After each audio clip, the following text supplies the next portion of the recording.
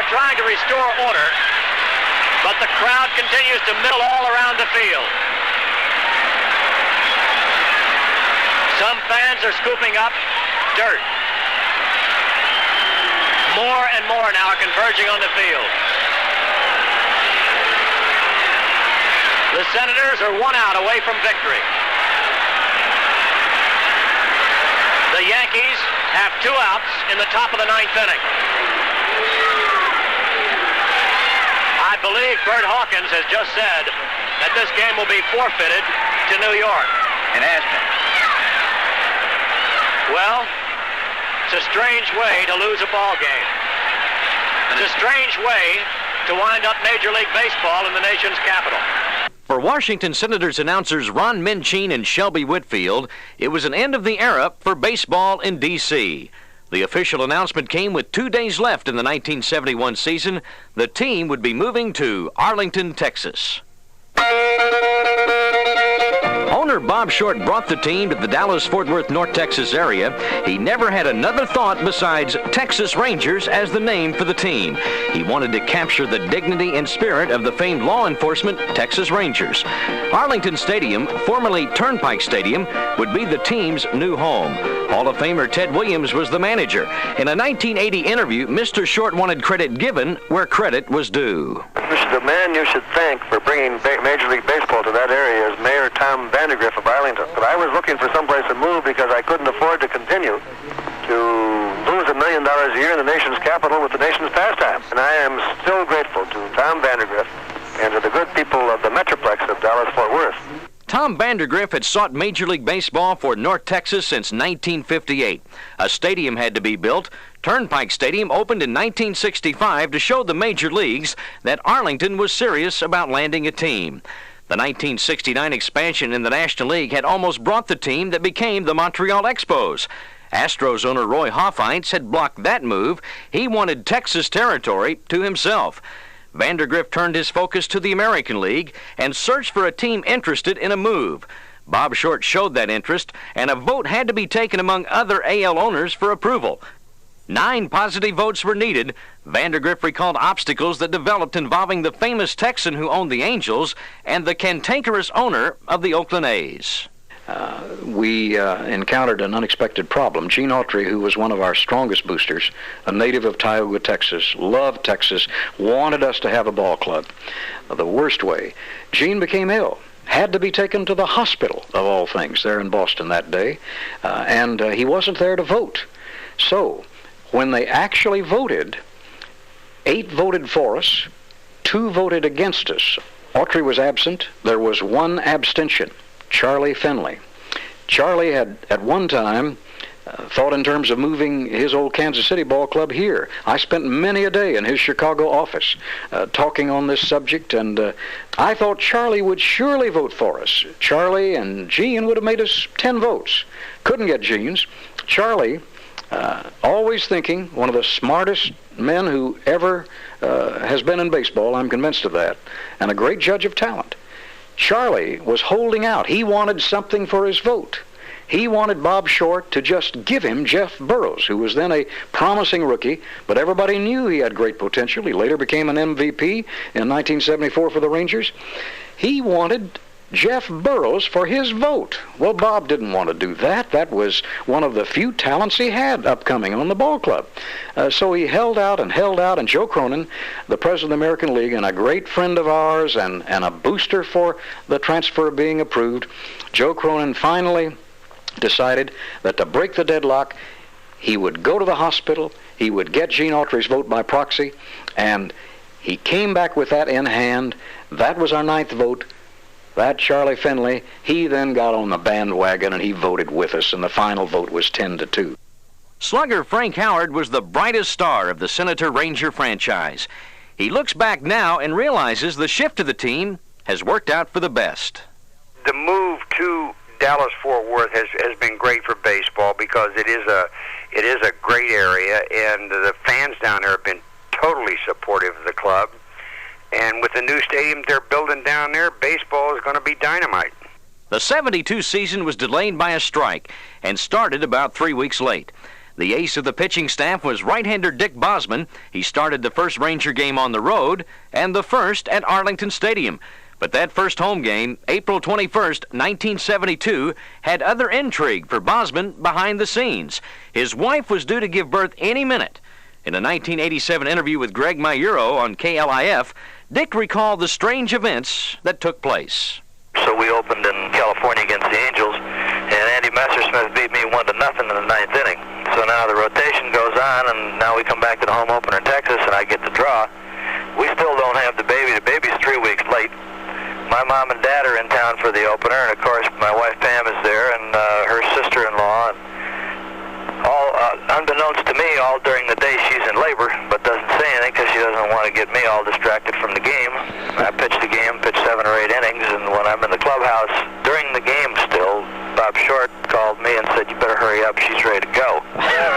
So I hustle out of the ballpark, and just as I'm running up the steps outside the park, the game finally gets over. Paul Lindblad finishes it. I'm the winner. And there's a motorcycle police escort, and we jump in the car and hike it over to Fort Worth, and she has the baby after the game.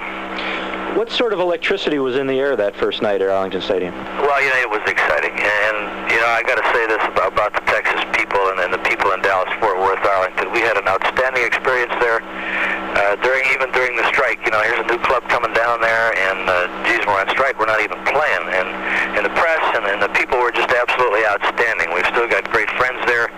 And it was really exciting. We had played a couple exhibition games in there a couple years earlier in the spring. Right. And they had done a real super job of getting that park dressed up to play. Frank Howard didn't waste any time. Facing Clyde Wright in the first inning, he promptly slammed the first Ranger home run at Arlington Stadium. As he recalls it now, it was another day at the office.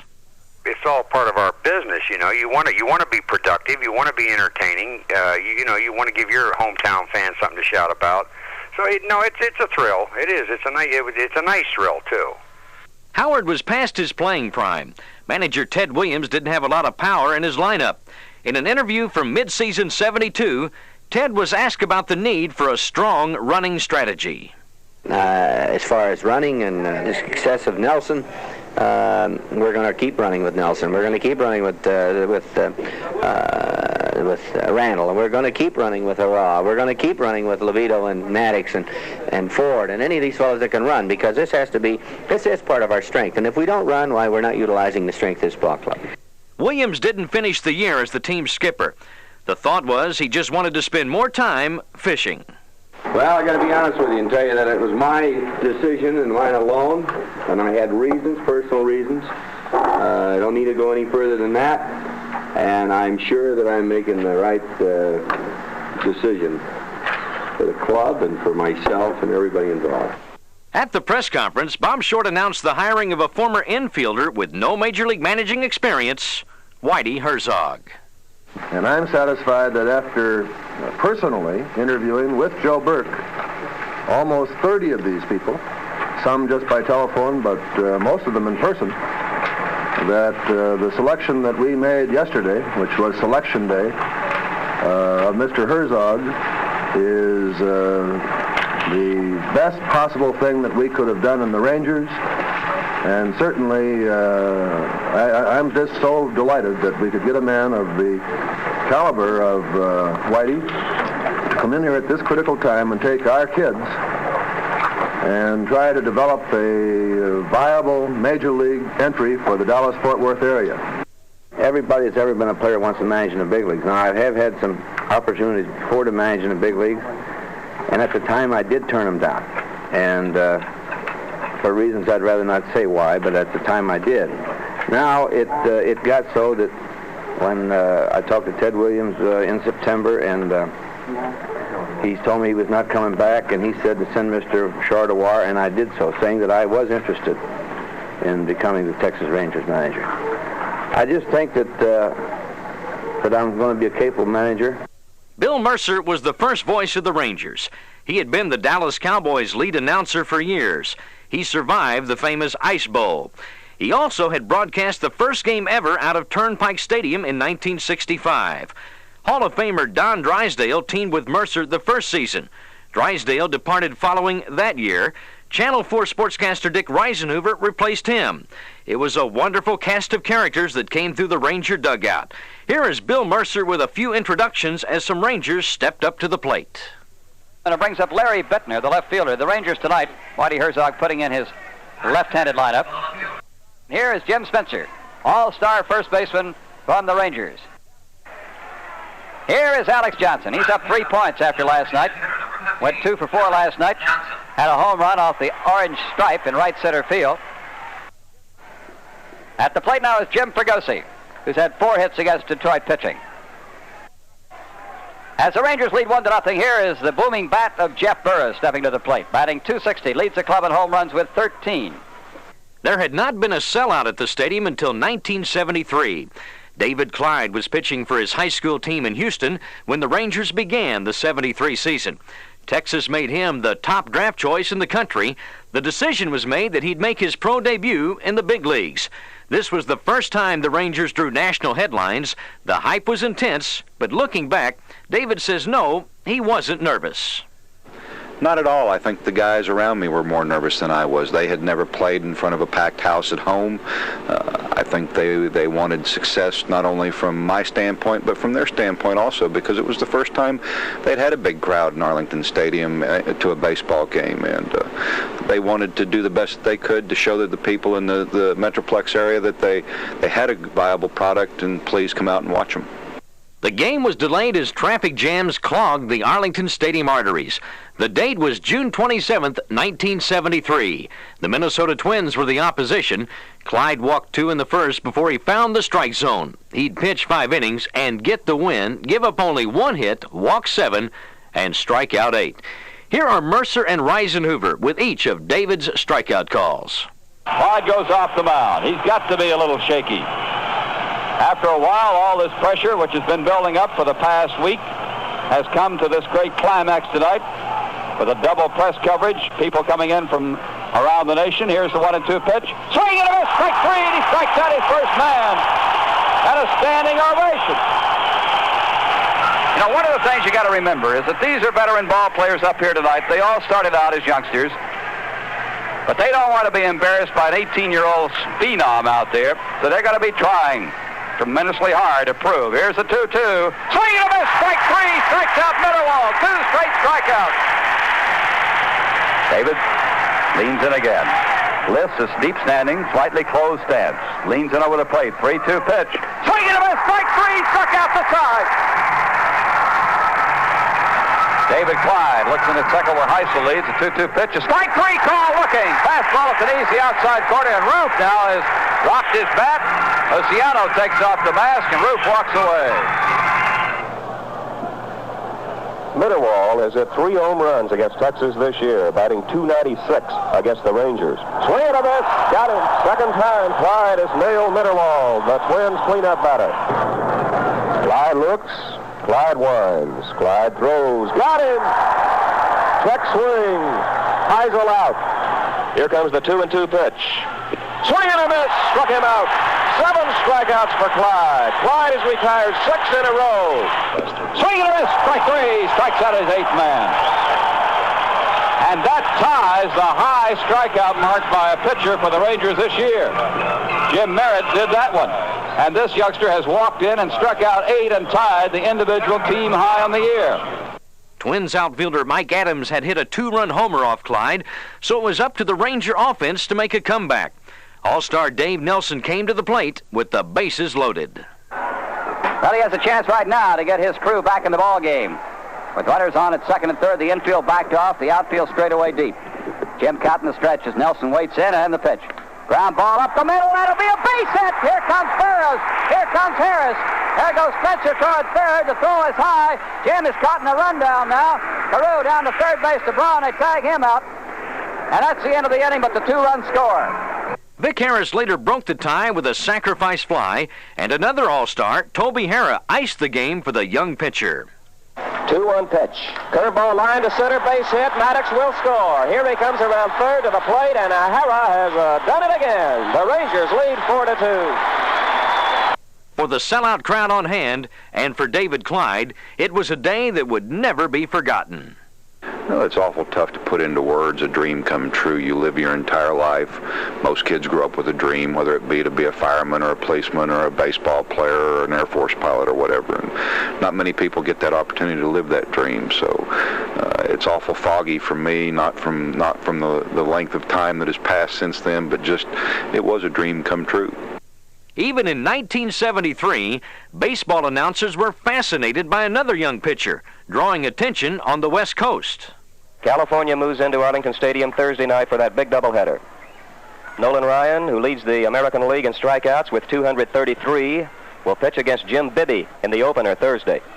Foul ball back, and it's still 2-2 on Gates Brown. And then Bill Singer, who is second in the league in strikeouts with 156, will oppose David Clyde in the nightcap on Thursday. Now, that is if Singer and Ryan do not pitch a great deal in the All-Star game Tuesday night. Well, that's an exciting latch-up to look forward to, isn't it? The 2-2 delivery is high for ball three. Well, I'll tell you for sure, that could set a record as far as strikeouts are concerned. Now, the record for strikeouts in a doubleheader is 41,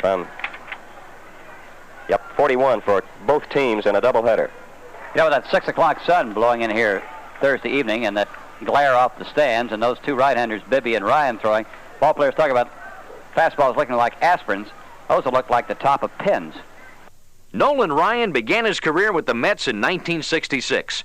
He was traded to California prior to the 1972 season. The first team the Rangers played was the Angels in Anaheim.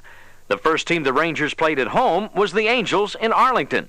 So, Nolan Ryan was there as an active player in the first Ranger game ever, the first Ranger game at Arlington Stadium, and he'll be there as an active player for the last Ranger game ever at Arlington Stadium.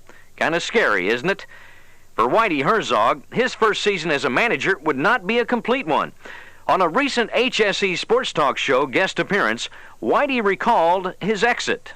Well, that was a strange story. I had turned down a few managerial jobs prior to the time I came to the Rangers, and I can remember the Saturday. It was about September 3rd, 1973, and the ball club wasn't playing very well all year. We didn't really have any pitching, weren't getting anybody out, but we'd change a lot of pitchers. We'd come up with Bibby, and we signed David Clyde, and we had the Fergie Jenkins deal. We knew we were going to get him that winter. And on Saturday, Bob Short called me in his office and told me Joe Burke was leaving, and asked me if I wanted to be general manager. And I said, no. I said, I want to stay here and build your ball club. And he said, well, you're the best manager I ever had. And, of course, Danny O'Brien, who I'm now working with, he was named the general manager that Sunday. And I'm in the dugout, and it came over the wire that Billy Martin had gotten fired in Detroit. And Bob Short says, how can they fire the best manager in baseball? He said, I'd fire my grandmother to hire Billy Martin. Well, I knew right then and there I was his grandmother because I knew I was gone. And 4 days later, Bob Short fired me. Infielder Davey Nelson became a fan favorite with Texas. His prowess on the bases was his specialty. In a 1980 interview with Norm Hitzges, Dave recalled his best memories from the early 70s with the ball club. The highlights while I was with the Rangers, naturally when I made the All-Star team in 73, and then in 72, of course, was runner-up in the American League in stolen bases with 51. Campaneris beat me out the last day of the season, and that went right down to the wire. Yeah, that's when he stole so many bases on the last day. In fact, he knew what you had stolen. That's right. And they put him in as a pinch runner, and he stole two bases. Ran for Reggie Jackson with Nolan Ryan on the mound, and he stole second and third. Nice. And one other highlight I think that I'm proud of is the fact that after I got hurt and I came back the following year, and I stole second, third, and home against Cleveland, which was the first team that I played it with in the Major Leagues. That's only been done 4 times in Major League history now. You know, it was done this season. Oh, is that right? Yeah, Pete Rose did it this season. It's only the 4th time it was done. As Whitey had mentioned, the deal to bring future Hall of Famer Fergie Jenkins to Texas had been set. It was officially announced. Jenkins was on KRLD with sportscaster Frank Gleber. Well, Fergie Jenkins, you're now a member of the Texas Rangers. What's your reaction to the trade? Well, I got a call about 15 minutes ago from Bob Short, and he just told me that they made a trade for me, and there's a few other players named. I can't recall what their names were, but I'm happy to be a Ranger. What about Billy Martin? Are you looking forward to playing under him? I think so. Billy and I have talked quite a few times at banquets, and had a pretty good understanding. I know he's a great baseball manager. This is what he wants as a winner, and I hope that I can contribute something to make it a winner. The Billy Martin era was one of the most unique in team history. 1973 had seen the team post a 57-win, 105-loss season. Outfielder Tom Grieve recalled the first meeting Billy had with his new players. Billy came in, and the first thing that he told us was, I didn't come here to be a manager to improve a team. I came in here to win a pennant. I can remember all of us in the clubhouse looking around at each other and saying, he must never have seen us play if he thinks he's going to come in here and turn this into a pennant-winning team. Brad Corbett bought the team from Bob Short in May of 1974. Under the feisty Billy Martin, the 74 squad became known as the Turnaround Gang. The team competed with the Oakland A's, finishing behind them in second place, winning 84. Everyone contributed strong seasons. Here's shortstop Toby Harrah, interviewed before the last game of the year.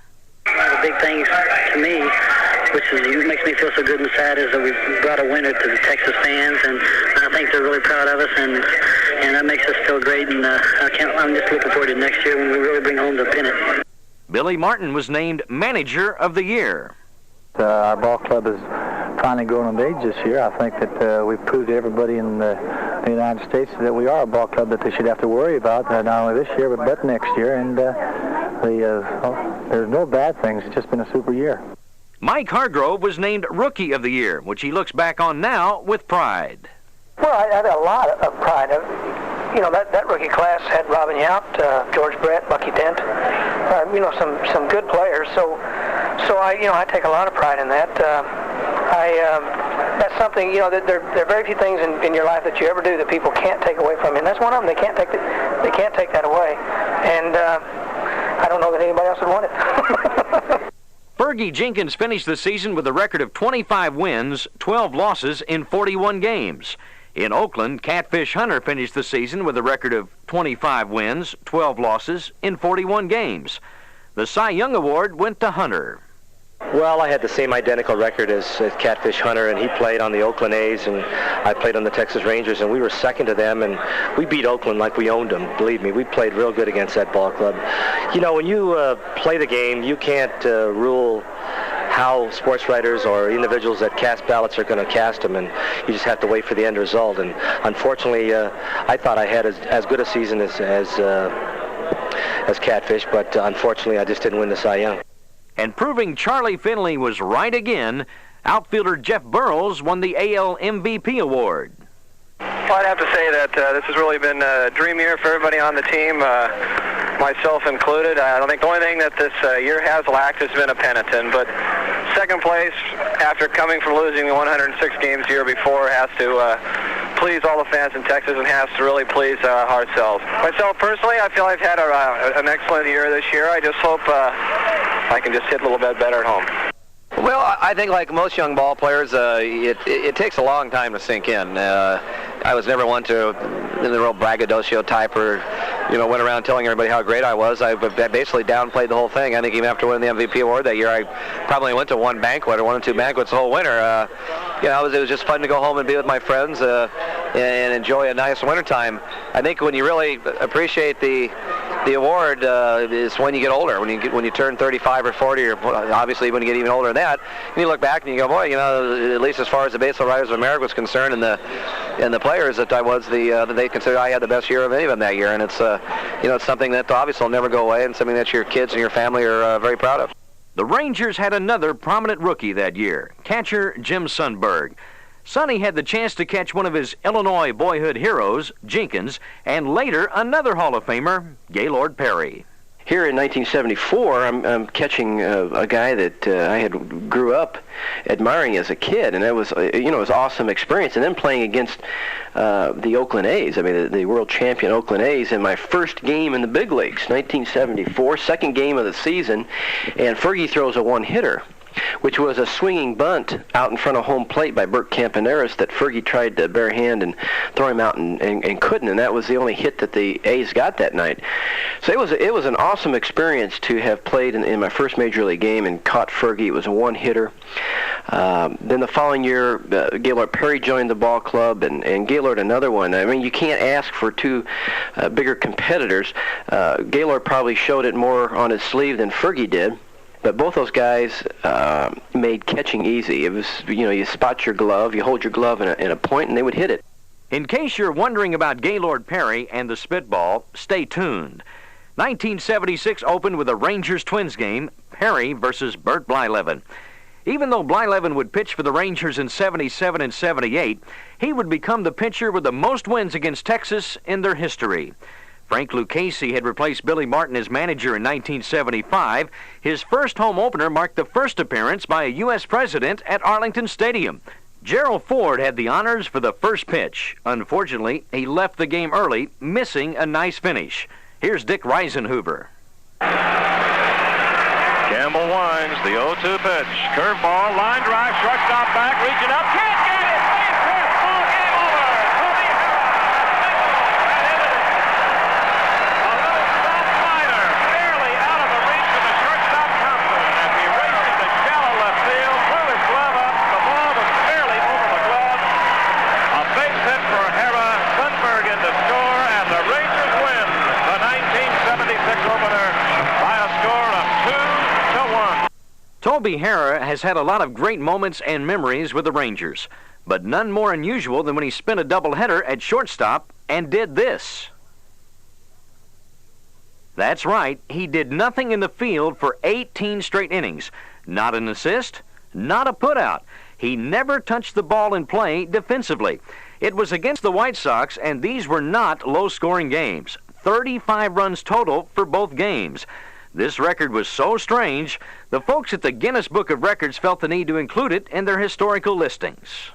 We're playing a doubleheader in Texas in Arlington Stadium, and I'll be daggone, the first game ends, and I hadn't had a ground ball, I hadn't had a chance for a put-out or an assist or nothing. I mean, there were balls hit all over the field, and line drives everywhere, and runs being scored, and plays everywhere, but I really wasn't involved in one play the entire first ball game. And then the second game comes along, and it's about the seventh inning, and I still haven't got a ball hitting to me, and the guys are hooting on me on the bench saying, "Hey, Toby, you might as well just sit here and not even go out and play defense because you're not helping us anyways. There's no balls hit to you, and you might as well just sit here and rest and just hit." And ninth inning, the ball game comes along. Still hadn't had a put out or assist, and the guy tries to steal second base. Sundberg throws me a perfect strike to second base. I put the tag on the guy. I know he's going to be called out. I know there's no problem there. I'm not going to be in the record books, and they called him safe. So I ended up, I'm in the Guinness Book of World Records for doing nothing in a doubleheader. Played shortstop and didn't get a put out or an assist. But the funny thing is about that doubleheader, I did drive in 8 runs. So it wasn't all for nothing. You can look it up. The Texas Ranger Player of the Year in 1976, outfielder D.H. Tom Grieve. I think the fact that I was the Player of the Year in 1976 speaks mostly to the fact that there wasn't a lot of competition to win that award. Nowadays, if you hit 20 home runs, hit 255, and knock in 80 runs, you have to hope that you've got a position on the team next year. You don't even fall into the category of competing for Player of the Year. Nevertheless, it was a great honor for me to have been selected the most valuable player of a major league team, in spite of the fact that the statistics I had may not have won that on any other team in any other year. Lucchese was let go after posting a 31-31 record in 1977. Eddie Stanky took the job, managed a game in Minnesota, then changed his mind. Connie Ryan managed 4 games. Harmon Killebrew was offered the job. It finally went to longtime Oriole coach Billy Hunter. The team posted a 60-33 one-loss record under Hunter, who even tried batting Mike Hargrove in the leadoff spot. As a Ranger, Hargrove batted .293 for his career. Here's a 1977 game where his bat took center stage in the 9th. Our 2 balls, 1 strike. He offered to Hargrove. Fly ball deep right, way back, could be, it is good, by baseball! Hargrove has tied it up.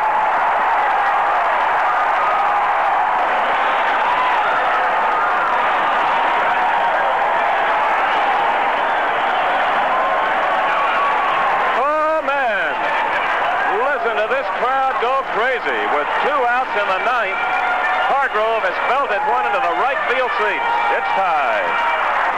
He hit that one a bunch. It was about a third of the way up in the right field seats. Brad Corbett, always one who enjoyed shuffling his cards, liked bringing the Rangers new talent, especially free agents. His signings included Bert Campaneris, Doyle Alexander, Doc Medich, and slugger Richie Zisk. Campaneris would be a Ranger All-Star in '77.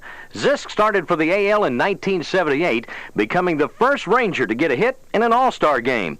Richie paid quick dividends in his first Ranger game. He had knocked in the first Ranger run of the 1978 season opener and later found himself stepping up against Goose Gossage, a 1-1 game in the bottom of the ninth. Yankee announcer Frank Messer has the call. Richie Zisk, right-hand hitter with power. Young man out of Brooklyn, New York. 0-2 pitch.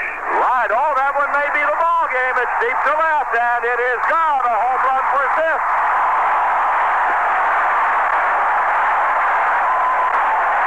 Richie Zisk puts a sudden finish to it with a line drive home run into the left field seat, and the Texas Rangers have beat the Yankees 2-1. Texas finished 1978 tied for second in the division, and Pat Corrales replaced Billy Hunter as manager with 1 game left in the season. Perhaps the biggest flake the Rangers have ever had, and that's saying something, was reliever Jim Kern. Because he resembled an ostrich-like bird known as an emu, he became the Amazing Emu. Well, we're down in the bullpen one day, and we're down there, and you know, when you're in the bullpen, you really aren't put in the bullpen. You feel like you're kind of exiled to the bullpen. You're not allowed in the dugout and such, and you know, you're not part of the game. You're more like a fan than you are part of the game because you're away from all the thinking and the guys coming and going during the game, and so you're exiled in the bullpen, and you find interesting things to do to kill your time. We would always take the baseballs, and you got a half dozen new pearls each game. 6 brand new baseballs, man. No smudges or nothing on them. And kids behind the bullpen really loved these baseballs. So we'd be sitting down there about third inning. We start trading baseballs for hot dogs or nachos or Coke, you know. Well, we always saved 1 baseball for the end of the game just in case we had to throw or do something drastic, you know. Well, it was about 9-2 in the 9th inning. Had an out, and we decided to trade the last baseball for a Coke to one of the kids. We were thirsty. And needless to say, 1 out later, it's 9-6. Phone rings and says, "Get Kern up." So I look around, and I look over at Johnny Ellis, who was a catcher, and he looked at me, and I says, "What do we do?" And I said, "We go down and ask for a baseball? That's going to go over real good." And Johnny looked around, and he says, "Nah, it's kind of dark down here. Medic will get the guy out. Let's just fake it." So we got up and started faking it. I'd throw the ball, and he'd hit his glove and throw it back, and I'd wind up and throw the ball. Well, they saw what we were doing, and it cost each of us $500. Another of the impressive acquisitions by Brad Corbett, this one via trade, was the hitting machine from the Pirates called Al Oliver. Al hit .319 in a Ranger uniform. That's the best in team history. Also, of everyone who ever was a Ranger, Oliver has collected the most Major League base hits. One day in 1979, he got 3 big ones. John Miller was the Texas announcer. Now the pitch to Oliver. There's a drive to deep right center field. On the run is Powell way back, and it's gone. Till it goodbye.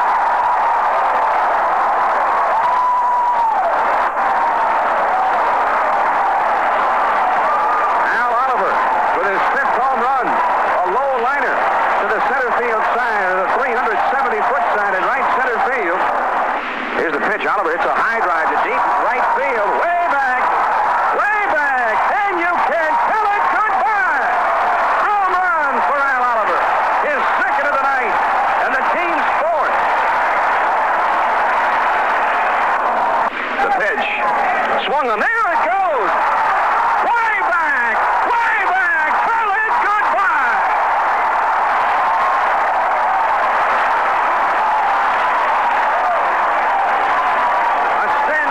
For Al Oliver. He hits his 3rd homer of the evening. That's 109 standing on their feet. Listen to the roar. He comes out of the dugout. Acknowledges the roar. If anyone asks, Reggie Jackson has hit the most home runs against the Rangers. George Brett has the most hits. In 1980, Brett was flirting with a .400 average and came to Arlington with a 30-game hitting streak. Before the game, George did a phone interview on WFAA radio with Norm Hitzges and worried that bad luck may have been in the cards that day. What'd you say about the cards you're getting in Hearts? Yeah, I was playing Hearts today. I didn't get any good cards. I got waxed 3 games in a row by my teammates. And it was funny. Yesterday I cleaned house. I got 3 hits, so maybe I might be in trouble tonight. Losing in Hearts, and I have to face Matlack tonight, which is going to be a chore. Brett was held hitless through the game. His last chance at keeping the streak alive came in the 9th. Mel Proctor and Eric Nadel called the drama. Washington reaching base there gives Brett that big hole on the right side of the infield to shoot for. That really makes a difference. Brett flied to left in the first, grounded to second in the third, and walked on a full count in the sixth inning, and then was thrown out attempting to steal. I think a lot of guys in Brett's situation in the sixth with the count 3-2 would have swung at the pitch. It was close. But George was thinking of the club. He realized they needed a base runner, and he wasn't too concerned about the hitting streak. That's exactly right, and it tells you an awful lot about George Brett. Washington at first, nobody out as Matlack goes after Brett. The left-hander throws. Brett swings and misses at a changeup. 0-1.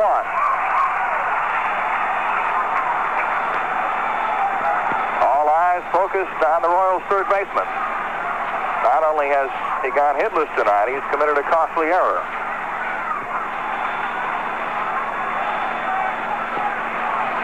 Matlack takes the sign from Sunbird, gives Washington a look at first, comes back to Brett. George swings, hits a slow bouncer to first. Putnam knocks it down, picks it up, lunges for the bag, and just beats Brett. So George Brett has grounded out. And unless the Royals can come back and tie it up, the hitting streak has come to an end. And the fans are on their feet here at Arlington Stadium.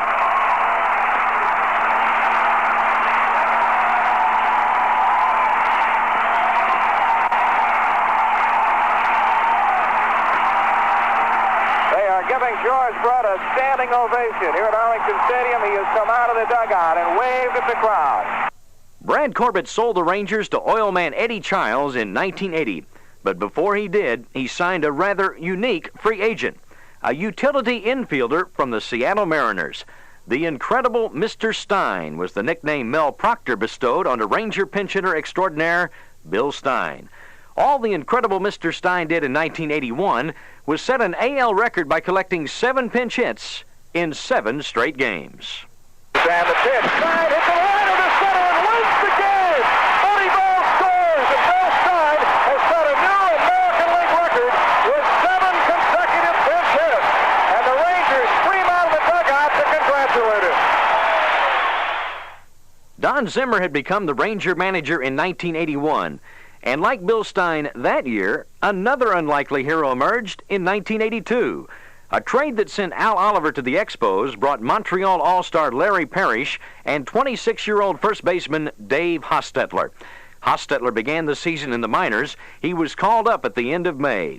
Here's Eric Nadell's call of a Hoss home run. Listen to the discussion with new announcer Mark Holtz as they review Dave's month of June.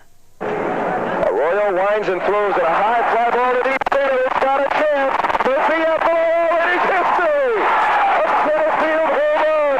Hostetler, number 11.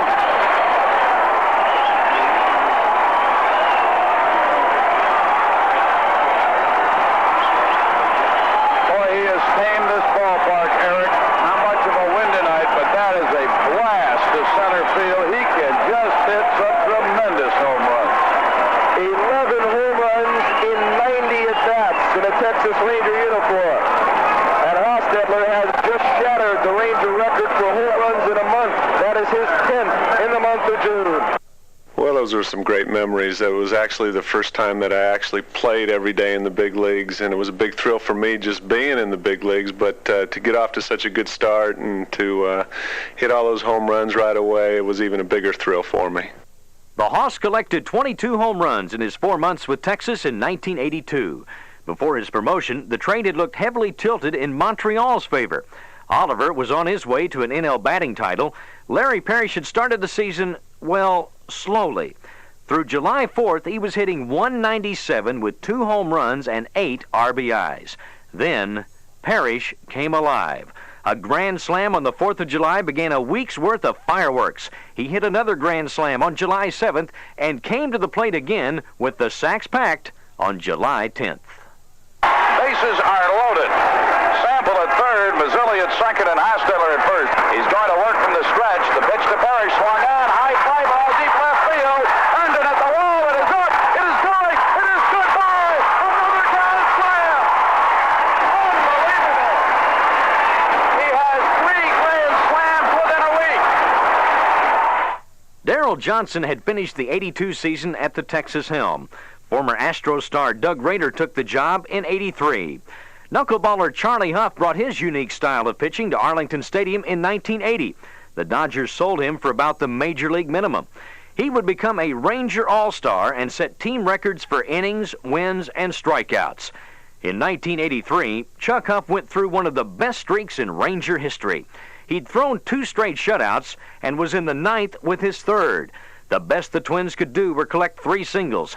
It came down to All-Star Kent Herbeck. Here's Merle Harmon's call on HSE. Ripped to first. He's going to get it.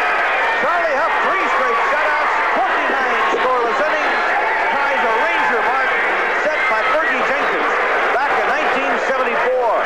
The 3 consecutive shutouts is a new Ranger record. What a job he has done. Huff went on to post a total of 36 straight scoreless innings. Still a team record. No one had ever hit for the cycle in Arlington Stadium until the reigning AL MVP, Cal Ripken, enjoyed the feat in 1984. He had lined to left for an out in his first time up, then tripled off Frank Tanana, singled off Jim Bibby, and doubled off Dave Tobick before facing Tobick again. Here's the windup and the 3-2 pitch, and Ripken tees off to left. That may be it, and it's the cycle, a home run. What a show for Cal Ripken. He has hit for the cycle today. A line drive home run to left field. Oh, brother, does he love this ballpark. Actually, Cal and brother Billy used to hang out at this ballpark. Father Cal Sr. was the last minor league manager at Turnpike Stadium in 1971. Buddy Bell had been another fan favorite since his arrival in 1979. 4 times an All-Star, 6 Gold Gloves at third for Texas. His bat was golden many days, like August 31st, 1984.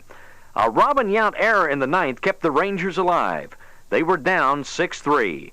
The former Brewers reliever Pete Ladd was on the mound. And the pitch to Buddy Bell, and a swing and a drive, hit pretty deep to left field, way back, it may go, it is goodbye, a grand slam, and the Rangers have won. A grand slam by Buddy Bell. It's over. Oh, my. Listen to this crowd. Pete Ladd is staring at the outfield. He has not moved from the mound.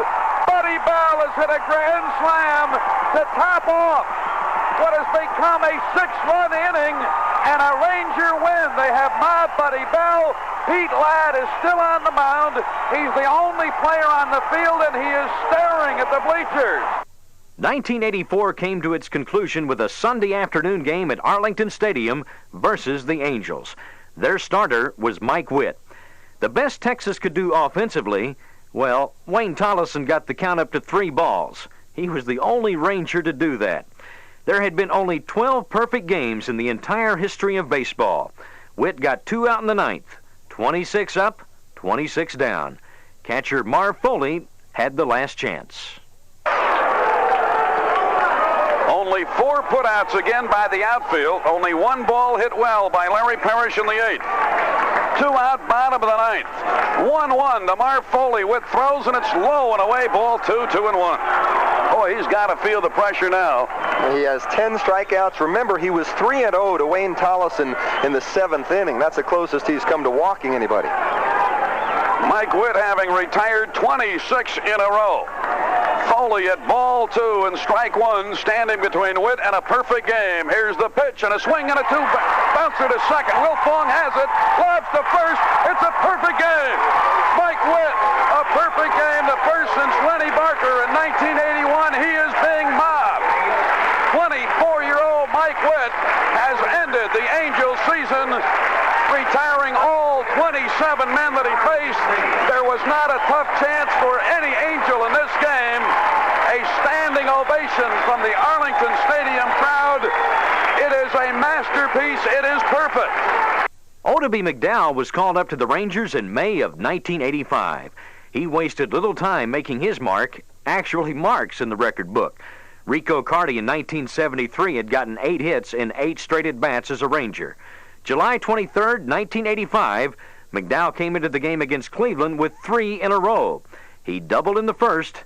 He singled in the third. He tripled in the fourth. Singled again in the sixth. As he came to bat in the eighth, he needed a hit to tie the record, a home run for the rare cycle. Ball 2 and strike 2. Here's the pitch to Otoby, and he swings in a high drive, deep to right center field, way back. It might go. It is goodbye. He has hit for the cycle. Otoby McDowell has homered. The first Ranger ever to hit for the cycle. He ties Rico Carty 8 straight hits. I wasn't going for a home run, and I wasn't aware of the record, but I was going up there to get another hit, boost up my average, and that's all I was thinking of, another base hit. The crowd is standing, and they want a curtain call. Otoby McDowell, in his rookie year, has hit for the cycle, the first Ranger to do so since 1972. Here he comes out to wave, and he has tied Rico Carty's record of 8 straight hits. The crowd still standing, an unbelievable moment. It comes off Tom Waddell. Otoby McDowell, what a night. The Yankees are always an event at Arlington Stadium. April 29th, 1985, Billy Martin had again, for the 4th time, been named New York manager. His first game would be in Arlington, where he still spent much of his time. It was Beat the Yankee Hanky night. The crowd waved their souvenirs to cheer the Rangers on. So what Ranger stole the show that night? The 0-1 pitch. Swung on, hit deep to center. Back goes Henderson, way back. It is history. It's over the walkway in the green seats. The pitch to Parrish. Swung on, hit deep to left, and this game is tied. It's history.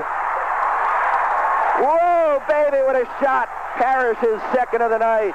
1 ball and no strikes. The pitch on the way to Parrish, and a swing and a long drive to deep left field, way back. It's number 3. It is goodbye.